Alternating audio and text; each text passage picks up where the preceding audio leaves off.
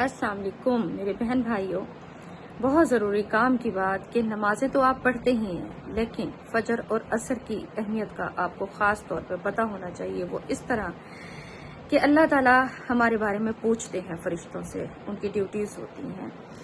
حضرت محمد صلی اللہ علیہ وآلہ وسلم نے فرمایا کہ رات اور دن میں فرشتوں کی ڈیوٹیاں بدلتی رہتی ہیں، ٹھیک ہے؟ اور فجر اور عصر کی نمازوں میں ڈیوٹی پر آنے والوں اور رخصت پانے والوں کا اجتماع ہوتا ہے۔ پھر تمہارے پاس رہنے والے فرشتے جب اوپر چڑھتے ہیں تو اللہ تعالیٰ پوچھتا ہے، حالانکہ اللہ تعالیٰ ان سب سے بہت زیادہ اپنے بندوں کے متعلق جانتا ہے، ٹھیک ہے؟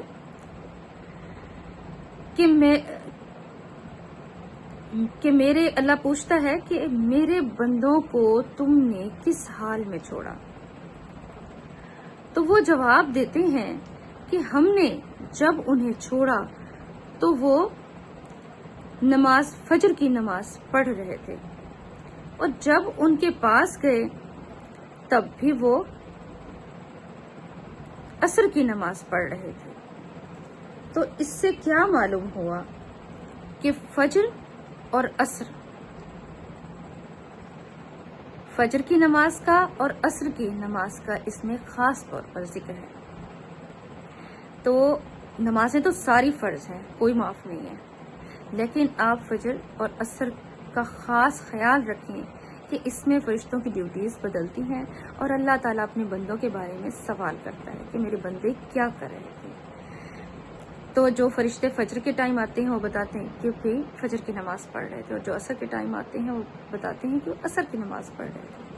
تو آپ کے نامہ اعمال میں لکھا جاتا ہے، ٹھیک ہے؟ ویسے تو ہمارا ہر عمل نامہ اعمال میں لکھا جا رہا ہے، کسی بھی بات سے اللہ تعالیٰ غافل نہیں ہے۔ یاد رکھیں، آپ جو بھی کریں گے، ایک لمحے کا بھی، ایک ذرے کا بھی عمل آپ جو کریں گے نا، وہ نامہ اعمال میں لکھا جا رہا ہے، ریکارڈ ہو رہا ہے، ٹھیک ہے؟ آپ اس سے بچ نہیں سکتے، چاہے آپ نیکی کریں یا گناہ کریں، سب لکھا جا رہا ہے، سب ریکارڈ ہو رہا ہے۔ لیکن روزانہ فرشتے فجر اور عصر کے ٹائم ڈیوٹیز چینج ہوتی ہیں، اور اللہ تعالیٰ اپنے بندوں کے بارے میں پوچھتا ہے۔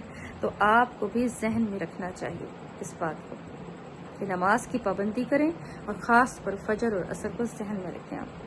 اللہ تعالیٰ ہم سب کو 5 وقت کا پکا اور سچا نمازی بنائے، اور اللہ تعالیٰ قبول فرمائے ہماری ٹوٹی پھوٹی نمازیں، سجدے۔ ہم تو اس قابل نہیں ہیں، ہمیں تو صحیح طریقے سے پڑھنے بھی نہیں آتی، نماز کا جو حق ہے وہ ہم ادا کر ہی نہیں سکتے۔